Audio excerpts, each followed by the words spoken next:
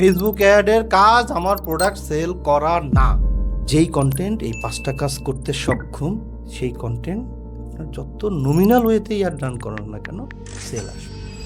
বিভিন্ন গ্রুপে দেখি হচ্ছে যে মাঝে মাঝেই হচ্ছে যে কেউ না কেউ হচ্ছে যে পোস্ট দেয় আজকে সেল খুব ডাউন, আপনাদের কি অবস্থা?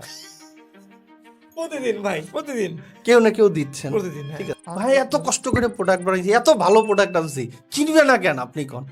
টিকটকে ভিডিও দিয়ে কি লাভ? আমার তো আগের জন বলছে ভিডিও বুস্ট করলেই হয়ে যায়। আপনারা বুস্ট করেন না ভাই, আপনারা বুস্টিং এজেন্সি না। আমরা হচ্ছে যে অমুক ভাই ফেসবুকে হচ্ছে যে জাঙ্গিয়া বিক্রি করে লাখ টাকা কামায় ফেলছে, আমারও হচ্ছে যে পরনের জাঙ্গিয়াটা খুলে ঝাঁপায় পড়তে হবে। এই যে সামনে ধরেন শীতের সিজন আসতেছে, কারণ আমি একটা সেন্টু গেঞ্জি আর হাফ প্যান্ট পরে বেরোয় গেলাম, আর হচ্ছে যে সমান তালে গালাগালি করলাম, এত ঠান্ডা লাগার কোনো কারণ আছে? কি অফার করছি, কি অফার মানে হচ্ছে যে ওই যে 30% ডিসকাউন্ট, 20% ডিসকাউন্ট, মোটরসাইকেল পাবেন, চান্দে যাইতে পারবেন, এইসব না।